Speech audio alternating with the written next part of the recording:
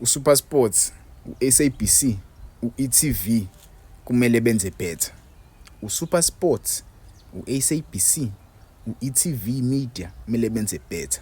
Yabona lento le esiyibonayo ngebhola la eSouth Africa. The reason why ibhola la eSouth Africa lingathuthukile njoba linje ingoba abanikezi amateam amaningi ithuba lokuthi bavele ku-TV. Yebo, ama-matches amaningi abawa-promote. They only promote ama-matches lawa mekhona khona i-big 3. Yebo, mekhona i-big 3 okuyi-Orlando Pirates, Mamelodi Sundowns ne-Kaizer Chiefs. They promote those games. Noma ekuzodlala ama-derby, mekuzodlala khona i-derby yala eThekwini between i-Golden Arrows noma AmaZulu. They promote those matches. I don't know why bangawa-promote amanye ama-matches. Ngiyubabona bepromota i-match ye-Chippa United versus SuperSport. But every time when I watch SuperSport, I always see i-advert ye-SA20. I always see i-advert ye-SA20. Indlela epromotwa ngakhona leya competition leya esponsorshiwe ile nkampani esponsorship ileague yethu right now. Lokho kuyangimangaza ngempela ukuthi kahle thina why lingapromote ibhola lethu lala. Why PSL nale nkampani exhase iPSL right now exhase ileague yethu ingawa-promote ama-matches ngalendlela ekupromotwa ngakhona leya cricket tournament leya SA20. So namhlanje uNkululeko upostile la. Yabo, upostile uNkululeko ukuthi the NFD has seen a reduction of TV time. Uyasho ukuthi last season sasijwayele ukuwabona amabhola. Yabo, ibhola le-NFD sasijwayele ukulibona lidlala kuSuperSport. Lalijwayele ukudlala nje ngoLwesihlanu ngabo u3. And ibhola lakhona yes laliphuwa. Yabo, lalingabukeki.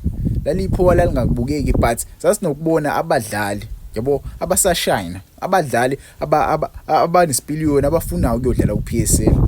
Yabo, and leyo nto leyo yayicreate ama-superstars amaningi. Maningi ama-superstars acreate ngaleyo ndlela. Yabo, umdlali odlala le kulowa division uzodlala kangcono uzokhuphuka uyodlala le phezulu.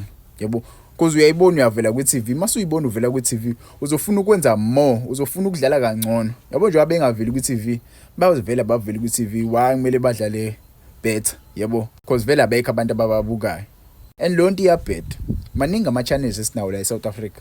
SABC, SABC 1, SABC 2, SABC 3. Masukuba no-ETV Media. ETV Media maningi ama-channel akhona. Yabo, khona no-SABC Sports. Bafethu, kahle kwenzakalani? Why ibhola la eSouth Africa lithathwa kancane? Mekudlala ibhola kunama-matches esingawaboni. Maningi ama-matches angadlali ku-DStv. Yabo, maningi ama-matches angadlali ku-DStv. But bazokukhombisa ibhola lamantombazane. Angazi kusho bawuzicela ukubuya ibhola lamantombazane. Ngixolise kwabangilandelayo abalithandayo but nje bafethu kahleni bafethu. Sikhombisa ibhola leHollywoodBet ka-SABC. Sinawo akhona ama-team esingawabuka. Yabona nje le game le ye-Kaizer Stars versus Durban City. Bekuyimatch emnandi leyo.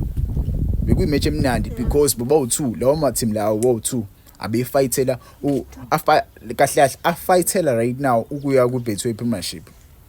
Yabo, but asikwazanga ukuyibona leyo match leyo. Ngoba ama-rights asazi kahle kwenzakalani. OMotsepe kumele bayilungise lento. OMotsepe, oPSL kumele bayilungise lento. I-National First Division kumele ibuyele ku-TV. We need to watch those games. Even though mhlambe ngasho ukuthi engabukwa but awadlali ku-TV at least because I'm sure igame ngeke ingabukwa. Ngeke vele udlala imatch lapha. I'm sure bazobe khona lawo bantu abayibukayo. Yabo, noma bayidlalise ko-SABC. Ko-SABC ziningi ikhala ongafaka khona ama-matches lapha ka-SABC.